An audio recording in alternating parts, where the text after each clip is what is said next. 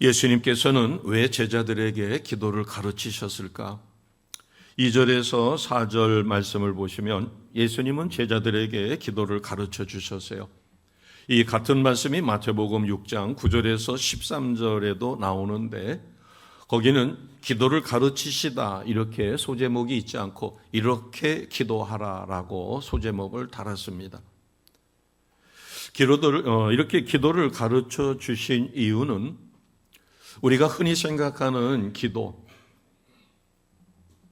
예수님께서 제자들에게 가르쳐 주신 그 기도를 우리가 제대로 배우고 참된 의미를 깨닫지 못한다면 하나님이 기뻐하시는 기도, 예수님이 가르쳐 주신 그 기도의 수준에 미치지 못할 것이다. 먼저 제가 말씀을 드리기 전에 기도에 대한 거부감이나 두렵다든가 어렵다든가 이럴 필요는 없습니다.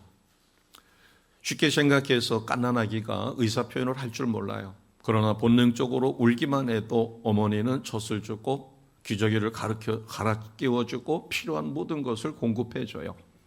심지어는 울지 않아도 필요할 때를 따라서 다 해줍니다. 하나님은 전지전능하시기 때문에 우리가 미처 구하지 아니하여도 하나님이 필요에 따라서는 우리의 모든 것을 챙겨주셔요. 그러나 갓난아기가 계속해서 갓난아기 상황에 있을 수 없고 말을 배우기 시작합니다. 의사소통이 이루어지고 그럴 때 비로소 아기는 큰 기쁨이 되고 쭉쭉쭉쭉 성장하게 되죠. 그래서 우리의 믿음이 가난아기 믿음에서 어린아이 믿음으로, 어린아이 믿음이 청년이 장년으로, 장년이 그리스도의 장성한 분량에 이르기까지 그 필요한 모든 과정을 무엇으로 이루어갈 것인가?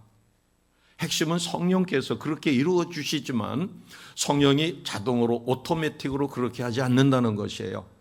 그래서 예수님은 제자들에게 기도를 참된 의미를 깨닫지 않고 하게 됐을 경우에 제대로 된 기도를 할 수가 없다.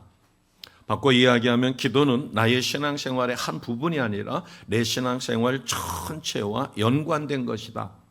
이렇게 보기 때문에 기도는 구원받은 성도에게 가장 필요한 부분이 될 것입니다. 가장 필요한 것이죠.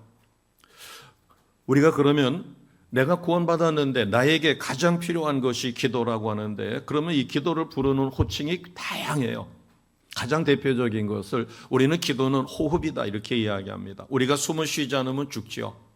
우리가 기도하지 않으면 영이 죽습니다. 그러니까 기도라고 하는 것은 내가 생존하는 가장 중요한 요소가 된다는 것이에요. 그것도 하나님의 거듭난 백성으로 살아가기 위해서는 우리가 영적인 호흡을 해야 되는데 그 영적인 호흡이 바로 기도다라고 가르쳐 줍니다. 자, 이것을 조금 다른 의도에서 보게 되면 대화다 이렇게 이야기할 수 있어요. 호흡, 대화. 자, 대화라고 하는 것은 영적인 소통입니다. 우리가 어떻게 살아야 될 것인가? 그것은 내가 계획하는 대로 내 방식대로 내 뜻대로가 아니라 우리는 반드시 하나님이 내게 뭘 원하는지 하나님의 뜻을 분별해야 합니다. 아멘. 방금 전에 우리가 425장 찬양을 드렸는데 기도의 가장 중요한 부분을 잘 나타내고 있어요. 주님의 뜻을 이루소서. 나의 삶의 목표가 하나님께 영광 돌리는 것이며 예수님을 닮아가는 것인데 그것을 다른 말로 바꿔 이야기하면 주님의 뜻을 이뤄가는 것이죠. 그래서 하나님의 뜻을 분별한다라고 하는 것은 또 다른 말로 하나님의 형상을 회복한다. 그러면 보이지 않는 하나님의 형상을 어떻게 회복할까? 그것은 우리가 누구를 닮아가는 삶을 살아요? 예수님을 닮아가는 삶을 사는데 가장 필요한 부분이 바로 기도다. 기도해야만 주님을 닮아가게 되고 하나님의 형상을 회복하고 우리가 거룩함을 회복하여 하나님 기뻐하시는 삶을 삽니다. 그런 의미에서 우리는 기도는 대화다. 간단하게 이렇게 표현합니다. 첫 번째 호흡이라고 그랬어요. 많은 것 중에서 두 번째는 대화다. 그 다음에 세 번째는 우리가 이 세상 악한 영과 무엇으로 싸워요? 물론 말씀도 있고 믿음도 있습니다. 믿음의 방패도 있고 검도 있어요. 구원의 투구도 있습니다. 그러나 이 모든 영적 무기를 갖추었다 할지라도 무엇이 없으면 쓸 수가 없어요? 기도가 빠지면 그것을 쓸 수가 없어요. 그래서 영적 무기, 영적 전쟁, 악한 영과의 싸움에서 이기기 위해서 필수적으로 갖춰야 될 것이 기도의 능력이라는 겁니다. 자, 이것을 현대전으로 바꿔서 이야기하면 에베소서 6장에 나오는 성령의 전신갑주로 완전 무장을 했어요. 그러면 막강한 화력을 가지고 있는 군대입니다. 그런데 최전방에서 적과 전투를 하다 보니까 적의 수요가 우리 아군보다도 너무 많이 쳐들어오고 있는 거예요. 그러면은 우리가 직접 교전을 하기 전에 포사격을 통해서 그들을 쑥대밭을 만들 필요가 있죠. 그러면은 쳐들어오는 적을 포사격을 해주세요라고 하려면은 어떻게 해야 돼요? 군인이 뛰어갈 수도 없죠. 그럴 때 필요한 게 무전입니다. 무전기로다가 좌표를 일러주고 포사격을 지원한다. 그랬을 때 알았다 해가지고서는 포사격을 하면 쳐들어오는 적을 포사격으로다가 일망타진하게 되죠.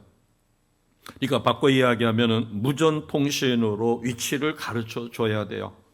이 무전통신에 해당되는 것이 우리가 기도다라고 생각하면 영적 전쟁에서 이 기도의 능력을 우리가 알 수 있을 것입니다. 무선통신에 해당하는 기도의 능력, 바꿔 이야기하면 내가 어떻게 살아야 될 것인가 하나님에게 여쭤보고 하나님이 대답할 때 내가 필요한 능력을 덧입기 위해서 하나님과 교통하고 하나님의 뜻을 분별하며 하나님과 대화하는 것, 영적 무기. 그래서 기도라고 하는 영적 무기를 하나님은 우리에게 주셨습니다. 아멘. 그래서 기도는 하나님께서 택한 자녀, 우리를 십자가 군대로 쓰시기 위하여 주신 가장 강력한 무기가 됩니다. 물론 믿음이라고 하는 믿음의 방패가 베이스에 깔려 있지만, 자, 에베소서 6장 18절 말씀이에요.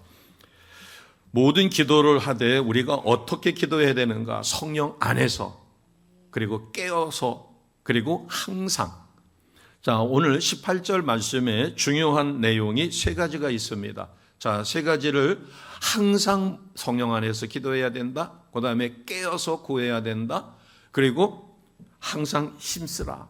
같이 하겠습니다. 시작. 모든 기도와 간구를 하되 항상 성령 안에서 기도하고 이를 위하여 깨어 구하기를 항상 힘쓰며 여러 성도를 위하여 구하라. 아멘.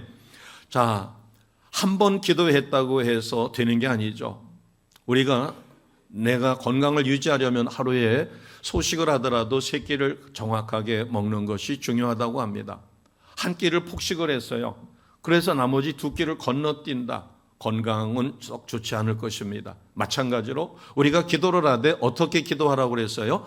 성령 안에서 기도를 하되 한 번 하고 끝나는 게 아니라 항상 필요할 때만 하는 것이 아니라 성령의 감동에 쫓아 우리는 항상 주 안에서 성령 안에서 기도해야 한다.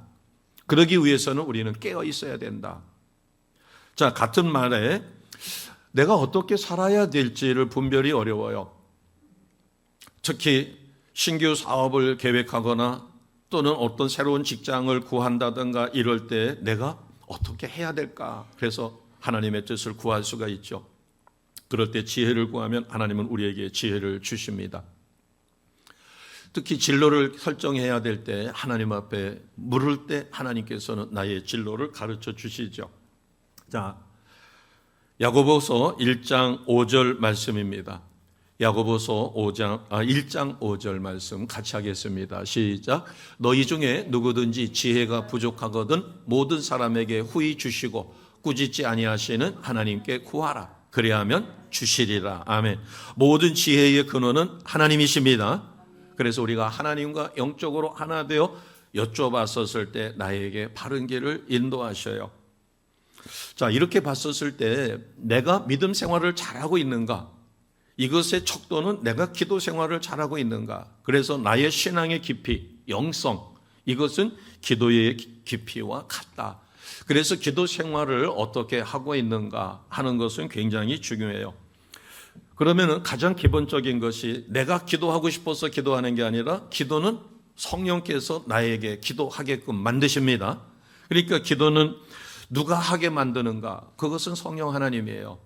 그래서 내게 기도할 수 있는 마음을 감동시키는 거죠. 그리고 기도해야 하는 감동을 주십니다. 이렇게 볼 때 기도는 내가 하고 싶어서 하는 것이 아니라 기도를 시작하게끔 하시는 분은 하나님이셔요. 그래서 내가 기도하게 되면 감동을 줬을 때 기도하면 기다리고 계셨던 하나님이 응답하십니다. 아멘. 그러면은 바꿔 이야기하면은 자녀를 바라보며 자녀에게 필요한 것이 있는데 부모가 먼저 솔선수범해서 줄 수도 있어요. 그러나 줘봤더니 별로 소용 가치를 못 느껴요. 그러나 본인이 필요해서 달라고 했을 때 주니까 기뻐하고 감사하고, 그러니까 부모는 이제 때가 돼서 달라고 구할 때까지 기다리고 있는 거예요. 이미 다 준비를 해놓고. 마찬가지로 하나님께서는 나의 인생을 통하여 내게 원하시는 삶이 있습니다. 하나님의 계획이 있어요. 하나님의 계획에 나를 쓰시기 위하여 성령으로 감동하여 기도하게 만들었을 때 내가 하나님의 뜻을 분별하고자 기도하면 하나님은 크게 기뻐하시며 나의 길을 인도해 주십니다. 아멘.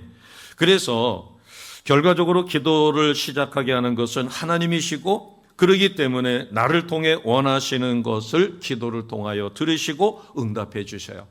그 응답은 내게는 말할 수 없는 기쁨입니다. 와, 하나님이 내게 이렇게 응답하셨구나. 심지어는 내가 금식하며 전심으로 부르짖지도 않았어요. 지나가는 말처럼 어떻게 했으면 좋겠는데 라고 혼자서, 그것도 소리도 내지 않고 혼자 생각했는데 하나님이 그것을 아시고 응답해 줬을 때 깜짝 놀라죠. 내가 구하지도 않았는데, 라는 생각만 했는데 벌써 내 생각을 하신 하나님이 이루어 주셨다라고 했을 때 한편으로는 소름이 끼치죠. 왜? 나의 머리끝서부터 발끝까지 24시간을 누가 보고 계셔요? 하나님이 보고 계셔요. 그래서 하나님 앞에 우리는 허튼 짓을 못해요. 그리고 대충대충 살아갈 수도 없어요. 왜? 나를 24시간 지켜보시는, 불꽃처럼 눈동자처럼 지켜보시는 하나님. 그래서 응답받았다라고 하는 큰 기쁨도 있고, 와, 하나님이 이렇게 세심하시구나, 세밀하시구나 라는 기쁨도 있으면서 한편으로 소름이 쫙 끼치는 거예요. 와, 나를 지켜보고 계시는구나. 우리가 무단횡단을 하고 싶어도 아무도 없어서 무단횡단을 하고 싶어도 그래서는 안 된다라고 해가지고 신호를 지키는 것처럼 응답에 큰 기쁨이 있으면서도 한편으로는 소름이 쫙 끼치는 이런 체험이 우리에게 있습니다. 기도 응답을 통하여 하나님과 친밀함을 누리며 하나님은 나와 함께 하신다는 확신하는 그런 단계가 바로 기도의 단계입니다. 바꿔 이야기하면 모든 좋은 것은 누구로부터 와요? 하나님으로부터 옵니다. 그래서 그것을 구해야 돼요. 하나님은 다 아시지만 내가 구할 때까지 기다리고 계심으로 우리는 기도해야 한다. 모든 좋은 것이 하나님으로부터 오기 때문에. 그리고 이스라엘 백성을 해방시킨 다음에 바로 가나안으로 이끌지 않고, 가나안은 어떤 땅이에요? 우리가 얼핏 생각하면 젖과 꿀이 흐르는 땅이라고 그러니까 가나안 땅에 들어가면 그냥 가만히 있어도 수확이 잘 돼가지고 띵까띵까하고 먹고 놀고 그러는 곳이 가나안으로 생각하는데, 성지순례를 가서 보면 물론 지금은 이스라엘이 인공으로다가 관계라든가 이런 거를 했지만 원시시대를 돌아보게 되면 그 땅은, 자, 우리식으로 표현하면은 저수지가 있는 저수지 밑에 농경지가 있어요. 그러면은 물 걱정 안 합니다. 왜? 저수지에서 흘려보내는 그 물을 인공으로 퍼가지고서는 논에다가 대면 돼요. 그런데 산 중턱에 있는 천수답이라는 게 있어요. 하늘에서 비가 내려줘야만 농사를 짓습니다. 그런데 제때 비가 잘 내리면 천수답이 농사가 잘 돼요. 이 관계 저수지 밑에 있는 그 농토가 농사가 잘 돼요. 농사를 안 줘봐서 모르시죠? 산 중턱에 있는 천수답이 훨씬 농사가 잘 된다고 그래요. 왜? 거긴 첫째 뭐가 없어요? 병충해가 없어요. 필요할 때만 비가 쫙 내려주고 곡식이 자라는데 필요하지 않을 때는 어떻게 돼요? 그 주변이 말라요. 그러니까 병균이 없어져, 병원체가 없어요. 벌레들이 발생하지 않아요. 그런데 이 밑에는 논 밑에 저수지 밑에는 물이 항상 있다 보니까 거기에는 병충해가 발생해요. 그래서 농약을 쳐야 돼요. 그런데 천수답은 농약을 안 칩니다. 그 대신에 제때 비가 내려지지 않고 가무면은 다 타 죽죠. 그러나 관계가 잘 돼 있는 데는 인공으로다가 양수기로다가 물을 퍼가지고 논에다가 밭에다가 물을 공급해주면 농사를 지어요. 그러면은 천수답 농사를 짓는 사람은 하늘에서 비가 내려줘야 되니까 그 비를 간절히 소망하겠죠. 자, 젖과 꿀이 흐르는 땅, 가나안 땅, 지금 이스라엘 그 땅은 어떤 땅이냐면은 바로 천수답과 같아요. 하나님이 이른 비와 늦은 비를 적당할 때 내려주지 않으면 농사를 지을 수 있어요? 없어요? 농사를 지을 수 없는 땅.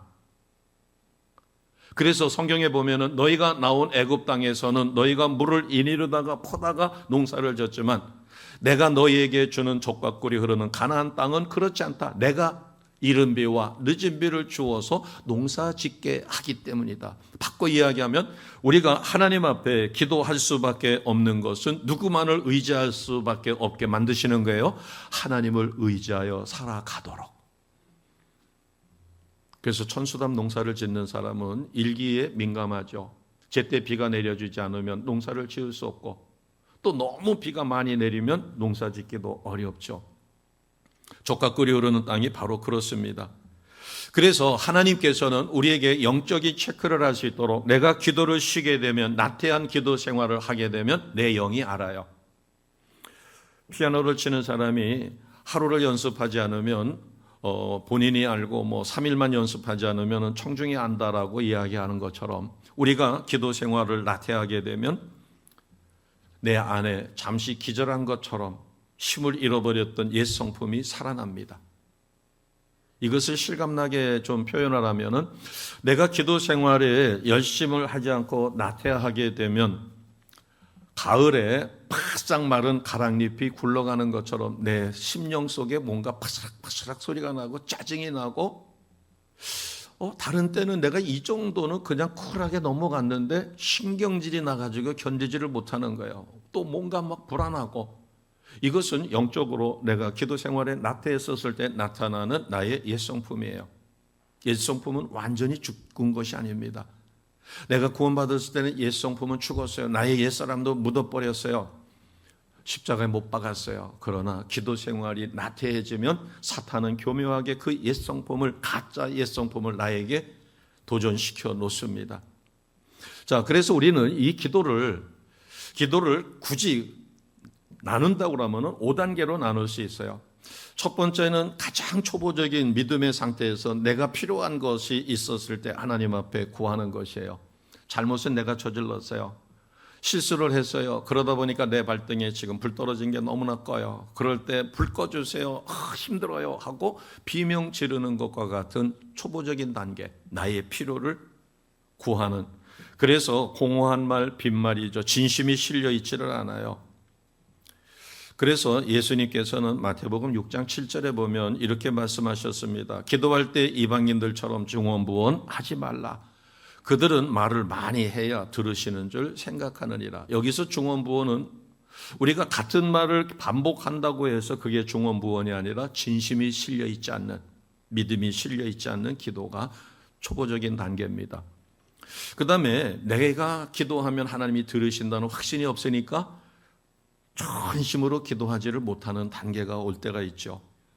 그러다가 그런 과정을 거치면 이제 우리는 하나님 앞에 묻게 되고 하나님은 그것을 응답해 주셔요. 우리가 100번 물으면 100번 응답받는다는 것은 굉장히 신령한 단계입니다. 영적으로 하나님과 거의 하나 되어지는 단계죠. 그러나 하나님의 뜻을 분별하려고 하고 감동받았을 때 거기에 온전한 순종이 아직은 이루어지지 않아요. 하나님과 대화의 단계에 이르렀다고 해도. 그러면 어떤 단계가 영적으로 깊은 단계인가? 그래서 보통 그것을 네 번째 단계라고 하는데 하나님의 말씀을 듣는 단계입니다. 내가 상황에 밀려서 또는 어쩔 수 없어서 이것이 아니라 내 경험대로 행하는 것이 아니라 나는 이렇게 하고 싶은데 하나님 앞에 여쭤봤더니 하나님이 다른 길을 이야기하는 것이에요. 하박국 선지자 이야기처럼 하나님의 뜻이 무엇인가 듣고 거기에 순종하려고 하는, 그래서 이 정도의 단계가 되면은 상당히 신령한 믿음의 삶을 삽니다. 하나님이 가장 기뻐하시는 것은 하나님 앞에 깊은 사랑의 단계로 가는 거죠. 그래서 어떤 상황이든 간에 하나님의 은혜를 깊이 누리게 돼요. 그리고 기도 응답을 받고 기도에 대한 확신이 있고 나의 모든 것을 주관하시는 하나님이심을 믿기 때문에 우리는 잘 돼도 감사, 못 돼도 감사, 어떤 상황에서도 감사하게 되어집니다. 아멘. 내가 부모를 정말로 진실로 사랑하면 우리 부모에게서 좋은 점만 있어서가 아니라 부모의 연약한 부분까지도 끌어안고 그것을 보강하고 그것을 위하여 극복하게 하기 위하여 때로는 내가 현실적으로 할 수 없다면 하나님 앞에 기도하여 그 부분을 커버하려고 노력하게 됩니다. 이런 단계가 하나님이 기뻐하시는, 그래서 하나님과 깊은 사랑에 빠지게 되는, 그것을 우리는 성령 충만한 단계다, 은혜가 충만하다, 바꿔 이야기하면 24시간 성령과 동행하는 단계에 이르게 됩니다. 아멘. 우리가 현실적으로 살아가면서 꼭 기도해야 되는 이유는 이 땅을 누가 지배해요? 궁극적으로 하나님의 통치가 있습니다. 성령이 지배하셔요. 그러나 부분적으로 봤을 때는 연약한 이들을 사탄이 장악하고 있고 이 지역을 다스리는 악한 영들이 있어요. 자, 하나님의 거대한 군대가 아말렉과 전쟁을 합니다. 모세가 높은 곳에 올라가서 그 이스라엘 백성을 내려다보고, 그래서 모세가 두 손을 들어 하나님께 기도했을 때는 이스라엘 백성이 이깁니다. 그때 여호수아가 최선봉에 서서 공격하고 있었죠. 그런데 모세의 팔이 내려오게 되면 아말렉이 승리하게 되고 이스라엘 백성이 밀리게 돼요. 우리가 눈으로 비디오를 보는 것처럼 볼 수 있는, 그래서 이 세상은 악하고 사단이 지배하기 때문에 우리는 항상 기도하셔야 합니다. 그래야만 승리할 수 있기 때문에. 또 하나는 우리 교회와 교회 공동체와 성령의 능력은 어디서 나와요? 기도의 힘으로 우리가 살아갑니다.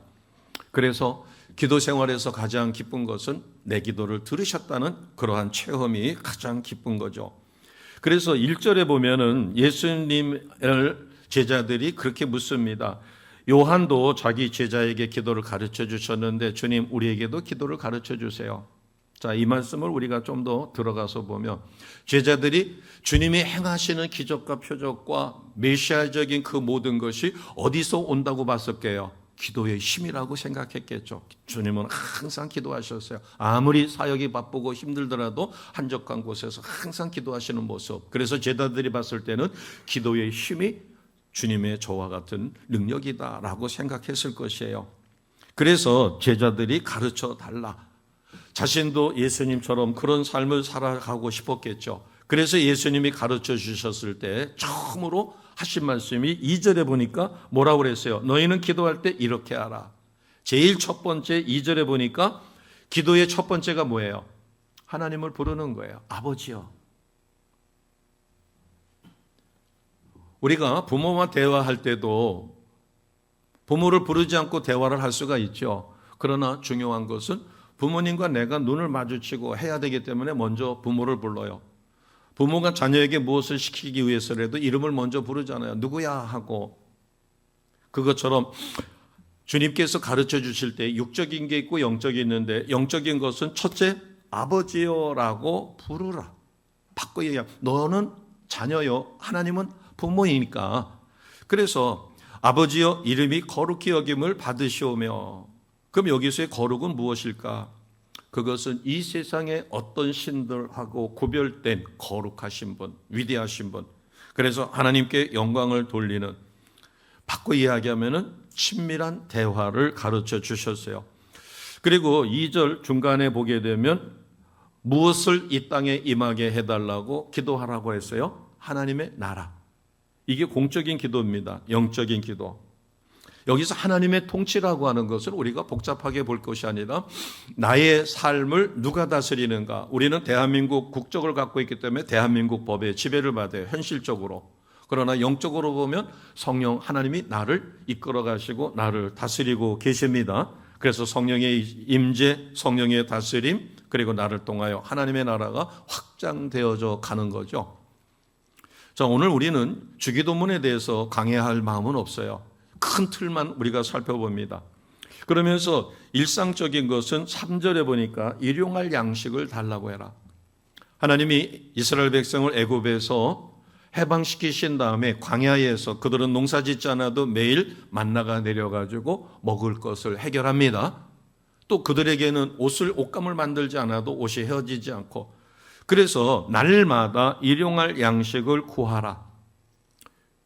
왜 하나님께서는 우리를 창조하실 때 한 번만 먹어도 평생 먹지 않을 수 있는, 언젠가 입맛이 떨어지고 나니까 그런 우스꽝스러운 생각을 했던 게 기억나요. 요만한 알약이 있어가지고 하나만 톡 털어주면 오면 하루 종일 그거 하나만 먹어도 살 수 있으면 좋겠다. 왜? 입맛이 너무 없을 때가 있으니까. 그러나 금식을 해서 보면 잊어버렸던 감사가 되살아납니다. 내가 하루에 3끼를 먹을 수 있다는 거, 맛난 것을 먹을 수 있다는 거, 하루에 3끼 식사가 얼마나 소중한가를 깨닫게 되죠. 그럴 때 이 먹는 기쁨이라고 하는 것이 얼마나 큰가 하는 것을 깨닫게 됩니다. 3절에 보니까 날마다 일용할 양식을 구하라. 또 하나 있습니다. 4절에 보겠습니다. 4절은 죄사함에 관한 부분인데 내 죄를 용서해 주세요라고 가르치시지를 않고, 자 4절을 우리가 다시 한번 보겠습니다. 우리에게 죄 지은 모든 사람을 누가 용서해요? 우리가 용서한 것처럼 우리 죄도 용서해 주세요. 그래서 시험에 들지 않게 하세요라는 것입니다. 이것은 우리 마음에 누구를 원망한다든가 누구에 대한 미움, 그게 죄죠. 그 죄를 가지고 있었을 때 기도가 힘이 없어요. 사탄은 기도를 방해합니다. 자, 그러면 5절 이하서부터 9절까지 말씀은 기도에 대한 태도를 가르쳐 주신 것이에요. 기도의 의미, 기도의 본질은 2절에서부터 4절까지 간단하게 가르쳐 주셨어요. 모범 기도로. 그러면 우리는 어떤 기도인가 하면 한밤중에 찾아온 친구 이야기를 통해서 주님이 강조하시는 것은 8절입니다. 자, 8절 중간에 보게 되면 그 간청함으로 인하여 그 요구를 들어줄 것이다. 친분 관계로 한밤중에 찾아와서 떡 서덩이를 달라라고 했었을 때 주지 않을 수 있지만 친분 관계로는, 그러나 그가 일어날 때까지 계속 문을 두드리며 귀찮게 아주 그냥 간절하게 강청한다면 그 강청함 때문에 일어나서 떡 3덩이를 주지 않겠느냐. 여기서 이 강청함이라고 하는 것은 다른 말로 이야기해서 부끄러움이 없이 계속해서 이런 뜻입니다. 주님께서 왜 이 강청하는 기도를 가르쳐 주셨을까? 많은 분들이 신앙 상담을 할 때 요즘에 기도 어떻게 하세요? 그러면 아이고 죄송해요. 제가 형편무인지경이다 보니까 기도도 제대로 안 돼요. 그러면서 제가 이렇게 신앙생활도 개떡처럼 하는데 하나님이 내 기도 들으시겠어요? 진실로 하시는 말씀이죠. 그렇기 때문에 주님이 가르쳐 주신 것은 간청하라. 여기서 간청하라라고 하는 것은 간청이라는 의미를 쓸 수도 있고 강청이라고 강압적으로 청하라. 그러니까 문을 계속 캉캉캉캉 두들겨가지고 그가 시끄러워서도 그 친구가 찾아와서 떡 3덩이 달라고 하는데 친분 관계로는 거절할 수 있지만 하도 귀찮게 하니까 끈질기게 요구하니까 어쩔 수 없이 일어나서 떡 3덩이를 주지 않겠느냐, 그런 이야기입니다. 바꿔 이야기하면 내가 구원받은 것은 나의 행위로 구원받았어요? 내가 잘해서 구원받았어요? 하나님의 은혜로 구원받았어요? 하나님의 은혜로 구원받았습니다. 하나님의 은혜로 구원받았기 때문에 내가 개떡같이 신앙생활해도 내 기도를 하나님이 들으셔요, 안 들으셔요? 일단은 들으셔요. 내 발등에 불이 떨어져가지고 살려달라고 SOS를 청하는데 하나님이 외면하시지는 않겠죠. 들어주시죠. 자, 바꿔 이야기하면 아이가 슈퍼마켓에 갔습니다. 아니면 백화점에 가서 장난감을 보니까 너무 좋은 거예요. 그거를 사달라고 하는데 부모가 안 사주니까 그 아이가 뭐 할 수도 있어요? 그 바닥에 돌아 넣을 수 있어요. 사달라고 때를 쓰는 거예요. 경우에 따라서는 부모가 끝까지 안 사줄 수도 있겠지만 그렇게 때를 쓰면 사주긴 사줍니다. 사주긴 사주되 집에 가면은 혼나겠죠. 여기서 강청이라고 하는 말은 내가 하나님 은혜가 태산 같은데 내가 형편무인지경으로 요즘에 이렇게 신앙생활해가지고 하나님이 내 기도를 들으실까? 이런 미안한 마음을 버리라는 거예요.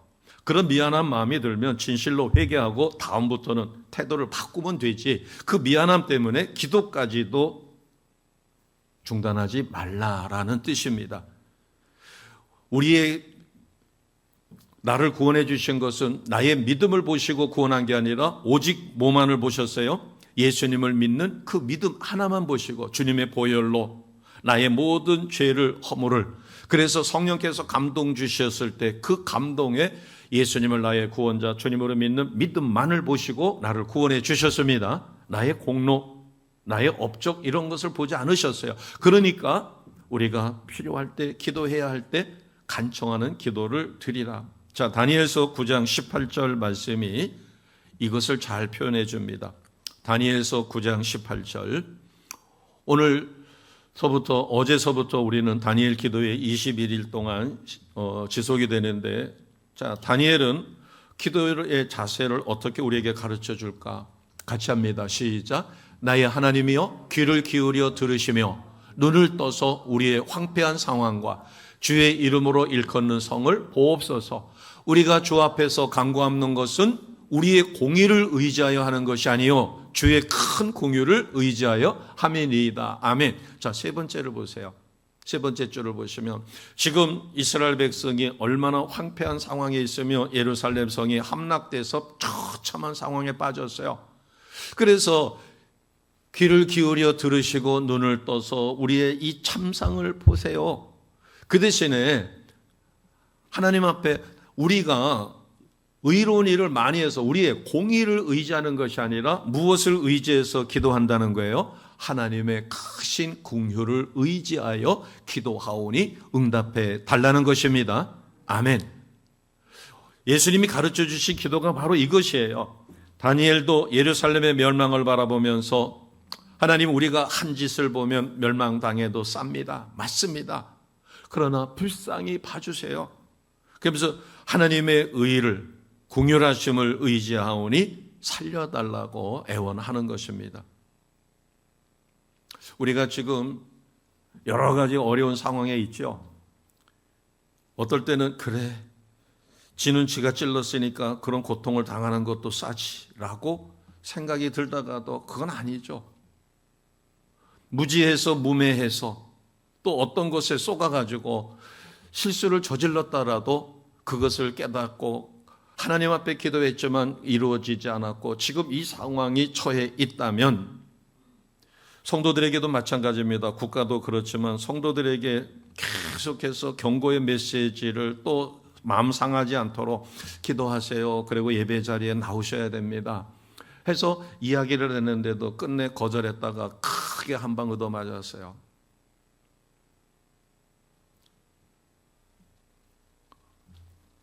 그렇다고 해서 네가 잘못했으니까 네가 다 당해야 되지 않느냐? 그럴 수는 없죠. 부모가 자녀가 잘 되기를 위해서 부모가 자녀에게 이야기를 할 때 잔소리 그만하세요. 이렇게 이야기한다고 해서 부모가 그래, 그러면은 네가 네 모든 거 다 알아서 책임지고 나중에 네가 어떤 일을 당하더라도 나한테 두 손 벌리지 마라 하고서는 두부 자르듯이 싹둑 잘라낼 수는 없죠. 우리가 하나님 앞에 담대히 구할 수 있는 이유가 바로 여기에 있어요. 주님이 그것을 가르쳐 주신 것이에요. 우리가 누구의 이름으로 기도해요? 예수님의 이름으로 기도합니다. 나의 공로에 의지해서가 아니라 주님의 공로, 주님의 의로우심을 의지해서 우리가 기도하게 됩니다. 그래서 나의 피가 아니라 예수님의 보혈을 힘입어 우리는 하나님의 지성소로 들어가 하나님 앞에 고백하며 하나님 앞에 기도하게 됩니다. 그럴 때 주님은 있는 나의 모습 그대로 받으시고 이제 변화시켜서 회개하게 하시고 우리에게 성령의 능력을 주셔서 바른 길로 돌아서게 만듭니다. 아멘. 자, 지금까지 드려지는 이야기 중에서 지금 제가 드리는 기도가 가장 중요할 것이에요. 이 부분만 잘 깨달으신다면 우리는 가장 깊은 단계의 기도가 될 수 있을 것이에요. 이것을 예수님은 이스라엘 백성은 포도 농사를 지니까 그렇게 말씀하셨어요. 요한복음 15장에 보게 되면 특히 요한복음 15장 7절에 보면 하나님은 농부시고 예수님은 포도나무고 너희는 뭐라고 그랬어요? 가지다. 그러면 가지가 열매를 맺기 위해서는 포도나무에 뭐만 하면 돼요? 붙어 있으면 돼요. 붙어 있으라는 이야기는 주 안에 거하라. 주 안에 거하면 너희가 무엇을 구하든지 하나님께서 응답해 주십니다. 자, 요한복음 15장 7절, 이게 성공적인 기도의 가장 중요한 비결입니다.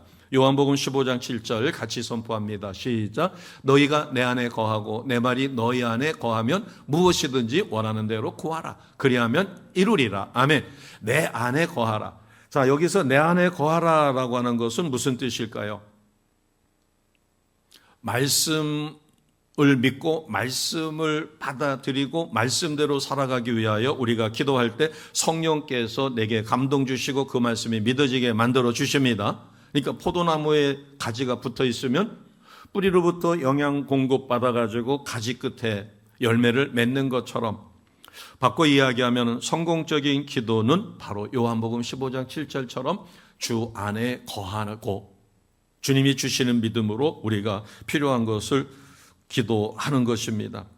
바꿔 이야기하면 우리의 믿음이, 구원의 믿음은 오직 구원받기 위하여 성령께서 내게 감동 주시는 대로 순종한 것으로 우리가 구원을 받지만, 기적과 표적이 따르는 믿음은 내가 그 믿음을 위하여 기도하면서 말씀의 능력으로 계속해서 업그레이드 시켜야 합니다. 믿음이 성장해야 합니다. 아멘. 그래서 어린아이 신앙이 있고 가난아기 신앙이 있고 청년의 신앙이 있고, 이렇게 우리가 눈으로 보듯이 가시화시켰던 것처럼 기도의 가장 중요한 부분은 믿음인데, 어떤 믿음이냐면 하나님의 말씀을 있는 그대로 믿느냐 하는 것이에요. 겨자씨만한 믿음이 있어도 무엇을 명하면 옮겨진다고 그랬어요? 저 산이 옮겨져라라고 명령하면, 큰 믿음도 아니고 겨자씨만한 믿음이 있어도 이 산을 명하여 저리로 옮겨가라 하면 옮겨진다라고 마태복음 17장 20절에 가르쳐 주시죠. 어떤 믿음을 주님은 말씀하셨어요? 겨자씨만한 믿음이라도 진실된 믿음이 있으면 기적이 일어날 것을 가르쳐 주십니다. 그 다음에 너희가 기도할 때 무엇이든지 믿고 구하라. 그래야면은 다 받는다. 믿고 구한 것은 겨자씨만한 믿음. 이 기도에 관한 또는 믿음에 관한 이 성경 규절을 보게 되면 여러 곳에서 이야기를 해줍니다. 그리고 오직 믿음으로 구하고 조금도 의심하지 말라. 야고보서 1장 6절 말씀이죠. 의심하지 아니하면 그대로 이루어진다. 우리가 꼭 기억해야 될 게 하나 있습니다. 자, 마태복음 18장 19절에서 20절 말씀이에요. 우리가 이미 너무나 잘 알고 있는 것입니다. 마태복음 18장 19절에서 20절 같이 갑니다. 시작. 진실로 다시 너희에게 이르노니 너희 중에 두 사람이 땅에서 합심하여 무엇이든지 구하면 하늘에 계신 내 아버지께서 그들을 위하여 이루게 하시리라.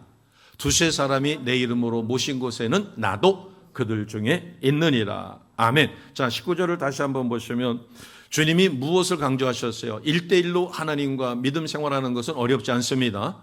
그러나 두셋이 모여서 합심하여 기도하는 것은 마음이 맞아야 돼요. 오늘날 한국교회가 잊어버린 것 중에 가장 중요한 것은 기도를 잃어버렸는데, 기도 중에서 무슨 기도를 잃어버렸어요? 개인 영성 큐티가 발달하다 보니까 개인적으로 하나님과 하나 되어지고 매일 하는 큐티는 활성화될 수 있어요. 그러나 합심해서 기도하는 것은 제대로 이루어지지 않습니다. 특히 코로나 이후에 가난한 성도들이 많이 생겼어요. 그러다 보니까 같이 모여서 합심해서 기도한다라고 하는 이 합심 기도의 위력에 대해서 소홀히 하는 경향이 있다. 자, 19절을 다시 한번 보면 너희 중에 두 사람이 땅에서 합심하여 무엇을 구하면 하늘에 계신 내 아버지께서 그들을 위하여 이루어 주신다. 그러면서 두셋이 있는 곳에 나도 그들과 함께 있겠다. 이것은 합심 기도의 중요성을 가르쳐 주신 것입니다. 아멘. 요즘에는 시대 상황이 바뀌어가지고 신앙생활을 인터넷으로 할 수 있어요. 동영상으로. 주일날 굳이 번거롭게 교회 오지 않아도 유명교회 들어가가지고 얼마든지 자기가, 그러나 이것을 우리는 가난한 성도다 이렇게 이야기합니다. 그러나 놓칠 수 있는 것이 있어요. 합심해서 기도하는 것은 네트워크를 이용해 가지고 하기는 쉽지 않습니다. 아무리 현대 과학이 발달한다 하더라도 하나님께서 왜 이런 말씀을 우리에게 주셨을까? 앞으로 이것은 더욱 그래요. 더렉 프라임이라고 하는 사람이 아주 심각한 이야기를 우리에게 전해줍니다. 뭐라고 이야기하는가 하면, 합심 기도를 무시하는 그리스도인들은 공경에 빠진 최전선의 동료들을 내버려두고 떠나는 군인들과 같다.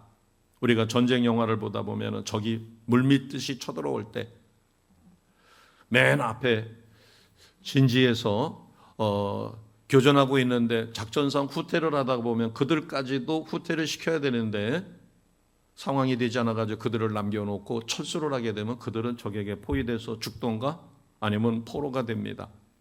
그래서 더렉 프라임이라고 하는 사람이 합심 기도를 무시하는 그리스도인은 공경에 빠진 최전선의 동료를 내버려두고 떠나는 군인들과 같다. 한국교회의 장점은 저녁에 매일 모여가지고 합심해서 기도했어요. 개인 기도도 중요하지만 나라와 민족을 위하여 눈물 뿌려가며 매일 기도했어요. 그것이 오늘날 대한민국을 이루어 왔습니다. 이 합심 기도의 중요성을 꼭 기억하시기 바랍니다. 자, 주님께서 우리에게 요구하시는 것이 무엇일까? 자, 요한일서 3장 22절 말씀을 보겠습니다. 요한일서 3장 22절이에요. 같이 갑니다. 시작. 무엇이든지 구하는 바를 그에게서 받나니 이는 우리가 그의 계명을 지키고 그 앞에서 기뻐하는 것을 행함이라. 아멘. 기도의 가장 중요한 방법은 내가 테크닉적으로 기술을 배워가지고 하나님 앞에 이렇게 저렇게 기도하는 것, 그것이 아니라 내가 항상 말씀과 기도의 삶을 성령의 감동에 어떻게 살아야 될까. 그래서 자, 22절을 다시 한번 보겠습니다. 무엇이든지 구하는 바를 그에게서 받는다.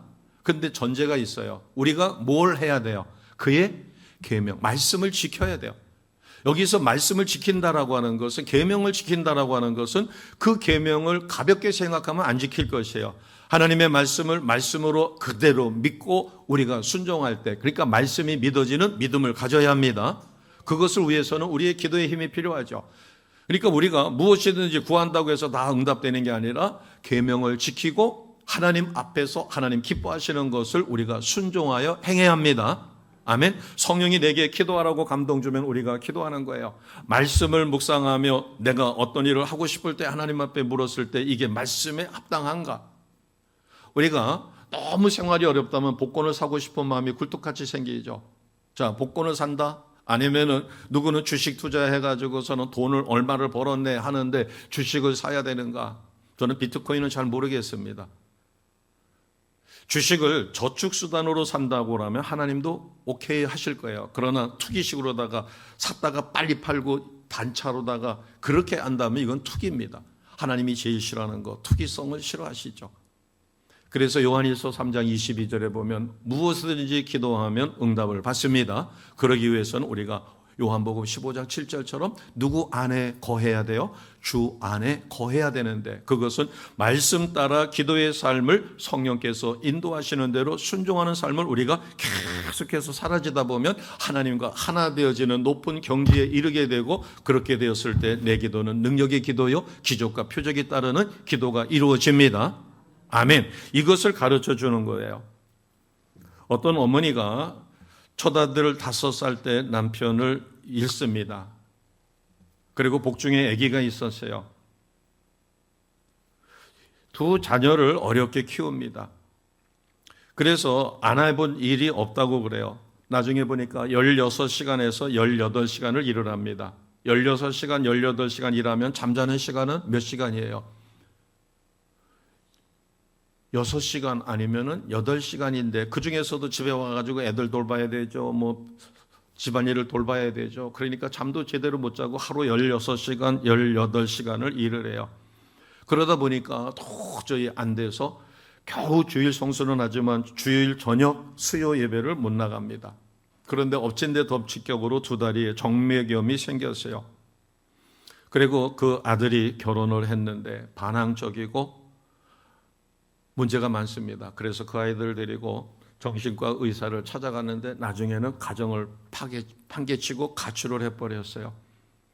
어머니가 케어를 하려고 해도 도저히 되지를 않습니다.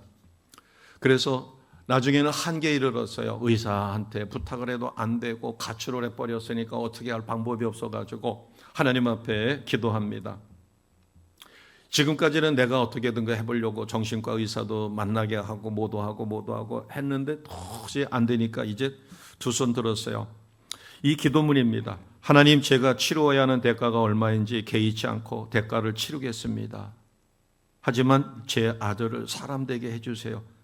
주님, 이 상황에서 제가 해야 하는 일이 무엇인지 알려주세요. 무슨 일이든지 상관하지 않겠습니다. 방탕하고 곁나가는 저 아들을 하나님 구해 주시면 내게 어떤 일이 닥치더라도 그것을 마다하지 않겠습니다. 어려운 기도죠. 내가 무엇을 해보려고 했다가 도저히 되지 않아 다 내려놓고 주님 앞에 포기하는 기도를 드린 것이에요. 그런데 놀라운 사실은 그 기도를 드리자 모든 무거운 짐이 벗겨지는 것 같고 불안하기 짝이 없었던 그 마음에 평안이 찾아옵니다. 그러면서 어떤 느낌이 들었는가 하면은 내가 할 수 없어서 내가 이제는 이 모든 아들의 문제를 누구에게 맡겼다는 확신이 생기는 거예요. 하나님께 맡겼다라는 마음이 드는 거예요. 진작 맡길 걸. 하나님께 맡겼다라는 사실이 깨달아졌어요. 지금까지는 그 아들을 케어하려고 했고 다스려 보려고 했고 제어하려고 했고 도저히 되지 않아. 하나님이 우리에게 원하시는 게 무엇일까? 왜 적각골이 흐르는 땅이 물이 풍부해가지고 조금만 노력하면 농사 지을 수 있는 땅이 아니라 이른 비와 늦은 비의 은혜를 얻지 않으면 도저히 농사 지을 수 없는 척박한 땅이었을까? 그것은 하나님만을 의지하라는 거죠. 하나님을 의지할 때 하나님은 이른 비에 복을 주시고 늦은 비에 복을 주셔요. 마찬가지로 하나님이 우리에게 기도하라고 하는 것은 하나님이 우리에게 원하시는 불순물을 빼고 내가 원하는 삶을 살 수 있느냐, 좌로나 우로나 치우치지 않고 내가 원하는 길을 올곧하게 갈 수 있느냐, 그렇게 만들기 위하여 우리가 기도할 때 수시로 그건 아니다, 그래 잘한다 해서 컨트롤 하시는 하나님의 컨트롤을 우리는 깨닫게 되는 게 바로 기도 생활입니다. 아멘. 하나님은 전적으로 맡기기를 원하셔요. 그렇게 하나님 앞에 모든 것을 내려놓고 포기하고 하나님 앞에 맡겼더니 놀라운 사실이 빈둥거리고 가출했던 톰이 돌아옵니다. 그리고 팽개쳤던 가정을 다시 챙기며 믿음직스러운 아들로 변화돼요. 그때 주님의 음성이 들렸답니다. 그 문제를 네 방식대로 처리하지 말고 내게 맡겨라. 하나님은 전적으로 맡기기를 원하십니다. 우리가 체험한 기적 중에 가장 중요한 기적은 내 기도를 들으신다는 확신. 그러면서 그것이 점점 커졌을 때 담대함이 생기며 어떤 상황에서도 하나님 앞에 기도하고 내 생각과 다르지만 철저하게 내 것을 내려놓고 하나님의 뜻을 순종하려고 노력하는데 실패했다가도 다시 일어서고 회개하고 또 도전하고 또 회개하고 도전하고 이런 식으로 나를 연단하시는 하나님. 그래서 지금 당장 내 삶 가운데 하나님 앞에 물어봐도 하나님의 응답이 없을 수 있습니다. 그러나 두려워하지 마세요. 응답이 없어도 하나님은 모든 것을 뒤돌아보면 나를 바른 길로, 내가 곁길 가지 않도록 낭떠러지로 떨어지지 않도록 나를 하나님이 원하시는 범위 내에서 내 길을 가도록 역사해 주셨습니다. 이게 하나님의 선하심이에요. 하나님 제발 한 치 앞도 안 두고 요만큼만 알게 해주세요라고 기도해도 침묵하시는 하나님. 그러나 우리가 묵묵히 가다 보면 긴 터널의 어두움을 뚫고 터널 밖으로 드디어 나가 섰었을 때 통과됐구나라고 하는 기쁨을 누릴 수 있습니다. 하나님은 가장 선한 것으로 인도하심을 믿는 것, 이게 바로 주 안에서 거하는 법이요. 그것을 무엇을 통해서 하나님은 가르쳐 주셔요? 기도 생활을 통해서 가르쳐 주신다. 기도를 가르쳐 주시는 것은 우리가 이미 잘 알고 있습니다. 말씀 따라 기도의 삶을 통하여 누구의 도움을 받아야 돼요? 성령의 인도하심을 받아야 합니다. 그럴 때 포도나무가 가지가 포도나무에 붙어 있으면 때가 되면 열매를 맺습니다. 이 놀라운 비결. 그래서 우리가 다니엘 기도회를 통하여 21일 동안 도전하며 하나님께서 우리에게 가르쳐 주시는 이 가르침, 이것을 통하여 놀라운 은혜를 누리시기를 주님의 이름으로 축복합니다. 하나님께 기도하겠습니다.